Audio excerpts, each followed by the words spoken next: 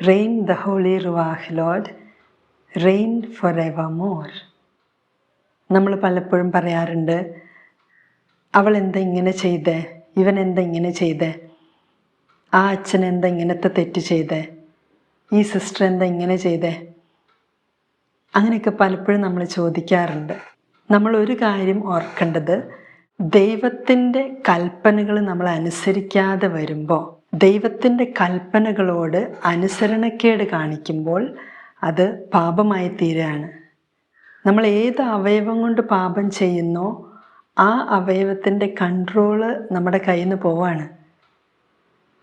അല്ലെങ്കിൽ ഏത് ഭാഗം കൊണ്ട്, ചിന്തയുടെ ഭാഗമാണോ, മനസ്സിൻ്റെ ഭാഗമാണോ, അതോ കൈകൊണ്ടാണോ പാപം ചെയ്യുന്നത്, അതോ കണ്ണുകൊണ്ടാണോ പാപം ചെയ്യുന്നത്.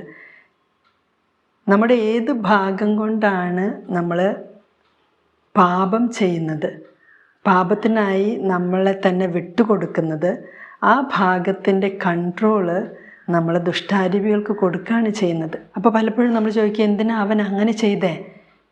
അപ്പോൾ ഈ പാപത്തിൽ ഒരു തഴക്കമായി തീർന്നിട്ട് നമ്മുടെ ചില അവയവങ്ങളുടെയും ചില ഭാഗങ്ങളുടെയും കൺട്രോള് ദുഷ്ടാരൂപികൾ എടുക്കുകയാണ്, അത്രയ്ക്കും തഴക്കം വന്നിട്ട്. അതുകൊണ്ട് നമ്മൾ ദൈവം തന്ന സ്വാതന്ത്ര്യം ദുരുപയോഗിക്കരുത്. ദൈവത്തിൻ്റെ കൽപ്പനകൾ അനുസരിക്കണം. മനുഷ്യൻ അനുസരിക്കേണ്ടത് ദൈവത്തിൻ്റെ കൽപ്പനകളാണ്. നമ്മൾ അധികാരികൾ അനുസരിക്കുന്നത് ദൈവത്തിൻ്റെ കൽപ്പന അനുസരിക്കാൻ വേണ്ടിയിട്ടാണ്. അപ്പോൾ അധികാരികൾ ശ്രദ്ധിക്കേണ്ടത് എന്താ, ദൈവത്തിൻ്റെ കൽപ്പന തന്നെയല്ലേ ഞാൻ അനുസരിക്കാനായിട്ട് പറയുന്നത്. അപ്പോൾ ദൈവത്തിൻ്റെ കൽപ്പനയുടെ ലംഘനമാണ് പാപം. ദൈവത്തിൻ്റെ കൽപ്പന അനുസരിക്കാതിരിക്കുന്നതാണ് പാപം. CCC 328 മുതൽ 328 മുതൽ മാലാഖമാരെ കുറിച്ച് പറയുന്നുണ്ട്. മാലാഖമാരുടെ അസ്തിത്വം ഒരു വിശ്വാസ സത്യം. മാലാഖമാർ എന്ന് വിശുദ്ധ ഗ്രന്ഥം വിളിക്കുന്ന അരൂപികളും അശരീരികളുമായ സൃഷ്ടികൾ ഉണ്ടെന്നത് വിശ്വാസത്തിലെ ഒരു സത്യമാണ്. 329 വിശുദ്ധ അഗസ്തീനോസ് പറയുന്നത് കോട്ട് ചെയ്തിട്ടുണ്ട്. മാലാഖ എന്നത് അവരുടെ പ്രകൃതിയെയല്ല ധർമ്മത്തെയാണ് ധ്വനിപ്പിക്കുന്നത്. അപ്പോൾ മാലാഖമാരുടെ പ്രകൃതി എന്ന് പറയുന്നത് അവർ അരൂപികളാണ്. ധർമ്മം എന്താണ്, അവരുടെ റോള്, ഡ്യൂട്ടി, അതാണ് മാലാഖ.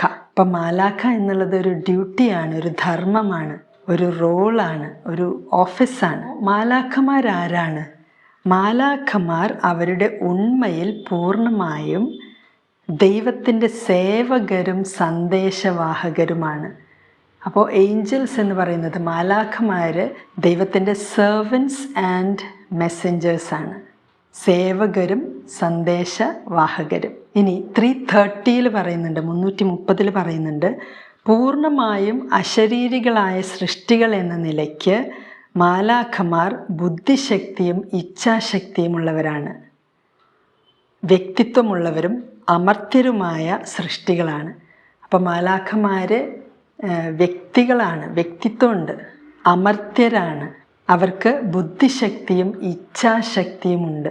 ഇൻ്റലക്റ്റിൻ്റെ പവറും വിൽ പവറും ഉണ്ട്. ഗുണപൂർണതയിൽ അവർ ദൃശ്യരായ എല്ലാ സൃഷ്ടികളെയും അതിശയിക്കുന്നവരാണ്.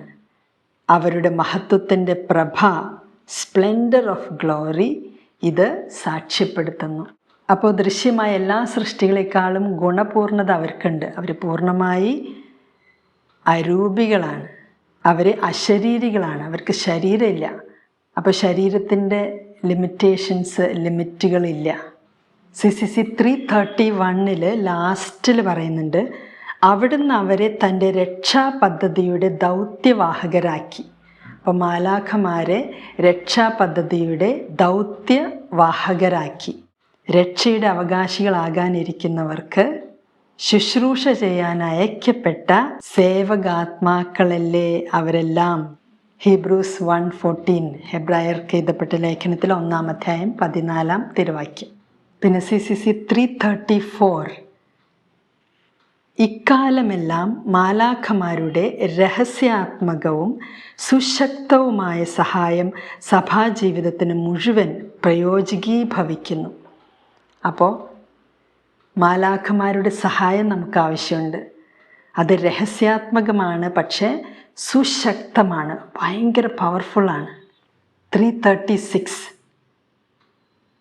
ശൈശവം മുതൽ മരണം വരെ മനുഷ്യർക്ക് മാലാഖമാരുടെ ജാഗ്രതാപൂർവമായ പരിരക്ഷണവും മധ്യസ്ഥവും ലഭിക്കുന്നു. അപ്പം ശൈശവം മുതൽ മരണം വരെ നമുക്ക് മാലാഖമാരുടെ ജാഗ്രതാപൂർവമായ, അവർ ഭയങ്കരമായിട്ട് ജാഗ്രതയുള്ളവരാണ്. ആ ജാഗ്രതാപൂർവമായ രണ്ട് കാര്യങ്ങൾ: ഒന്ന് പരിരക്ഷണം, രണ്ട് മധ്യസ്ഥം. അപ്പോൾ മാലാഖമാരുടെ പരിരക്ഷണം നമുക്ക് ലഭിക്കും, കാവൽ ലഭിക്കും, മധ്യസ്ഥം ലഭിക്കും, സഹായം ലഭിക്കും. നമ്മൾ ചോദിക്കണം.